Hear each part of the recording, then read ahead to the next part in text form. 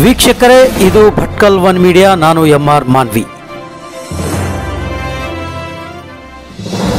ಇಂದು ನಾವು ಭಟ್ಕಳದಲ್ಲಿ ನಡೆದ ಒಂದು ಆಕ್ರೋಶದ ಪ್ರತಿಭಟನೆಯ ಬಗ್ಗೆ ಮಾತನಾಡಲಿದ್ದೇವೆ. ಸಂಘ ಪರಿವಾರದ ಕಾರ್ಯಕರ್ತನೊಬ್ಬನ ಮೇಲೆ ಪೊಲೀಸ್ ಹಿರಿಯ ಅಧಿಕಾರಿಯಿಂದ ಹಲ್ಲೆ ನಡೆದಿದೆ ಎಂಬ ಆರೋಪದ ಹಿನ್ನೆಲೆಯಲ್ಲಿ ಈ ಘಟನೆ ನಡೆದಿದೆ. ಭಟ್ಕಳದಲ್ಲಿ ಮಂಗಳವಾರ ರಾತ್ರಿ 11 ಗಂಟೆ ಸುಮಾರಿಗೆ ಒಂದು ದೊಡ್ಡ ಪ್ರತಿಭಟನೆ ನಡೆಯಿತು.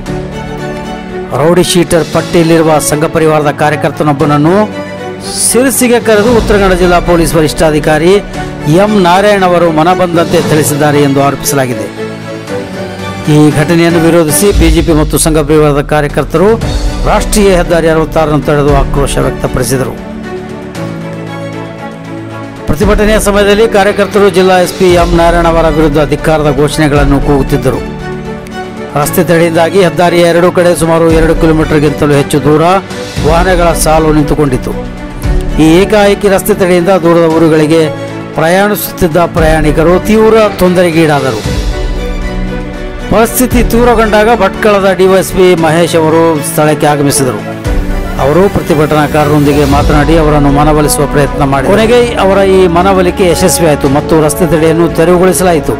ಆದರೆ ಈ ಘಟನೆಯಿಂದ ಸಾರ್ವಜನಿಕರಲ್ಲಿ ಆಕ್ರೋಶ ಮತ್ತು ಪ್ರಶ್ನೆಗಳು ಮೂಡಿವೆ. ಈ ರಸ್ತೆ ತಡೆಯಿಂದ ಸಾಮಾನ್ಯ ಜನರು, ವಿಶೇಷವಾಗಿ ರಾತ್ರಿ ಪ್ರಯಾಣಿಸುತ್ತಿದ್ದವರು ತೀವ್ರ ತೊಂದರೆಗೊಳಗಾದರು.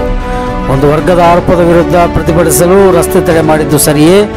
ಇದರಿಂದ ಸಾಮಾನ್ಯ ಜನರಿಗೆ ಉಂಟಾಗುವ ಅನಾನುಕೂಲತೆಗೆ ಯಾರು ಜವಾಬ್ದಾರರು ಎಂಬ ಪ್ರಶ್ನೆ ಇದ್ದಿದೆ. ಈ ಘಟನೆ ಒಂದು ಸಂಘ ಪರಿವಾರ ಕಾರ್ಯಕರ್ತನ ಮೇಲೆ ಜಿಲ್ಲಾ ಎಸ್ಪಿಯಿಂದ ಹಲ್ಲೆ ನಡೆದಿದೆ ಎಂಬ ಆರೋಪದಿಂದ ಆರಂಭವಾಗಿ ಭಟ್ಕಳದಲ್ಲಿ ರಸ್ತೆ ತಡೆವರೆಗೆ ತಲುಪಿದೆ. ಬಿಜೆಪಿ ಮತ್ತು ಸಂಘ ಪರಿವಾರ ಕಾರ್ಯಕರ್ತರು ತಮ್ಮ ಆಕ್ರೋಶವನ್ನು ಘೋಷಣೆಗಳ ಮೂಲಕ ವ್ಯಕ್ತಪಡಿಸಿದರು. ಆದರೆ ಈ ರೀತಿಯ ಪ್ರತಿಭಟನೆ ಸಾರ್ವಜನಿಕರಿಗೆ ತೊಂದರೆ ಉಂಟು ಮಾಡಿದೆ. ಈ ಘಟನೆಯ ಸತ್ಯಾಸತ್ಯತೆ ಏನು ಎಂಬುದನ್ನು ಇನ್ನಷ್ಟೇ ತಿಳಿದು ಬರಬೇಕಾಗಿದೆ.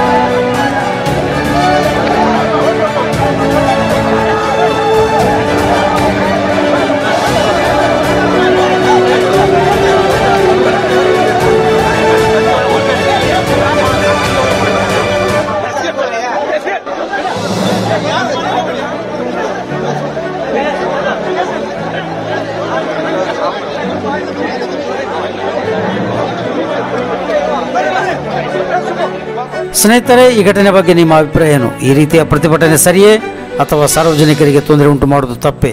ಕಾಮೆಂಟ್ನಲ್ಲಿ ತಿಳಿಸಿ. ಈ ವಿಡಿಯೋ ಇಷ್ಟವಾದರೆ ಲೈಕ್ ಮಾಡಿ, ಶೇರ್ ಮಾಡಿ ಮತ್ತು ಸಬ್ಸ್ಕ್ರೈಬ್ ಮಾಡೋದನ್ನು ಮರಿಬೇಡಿ. ಧನ್ಯವಾದಗಳು.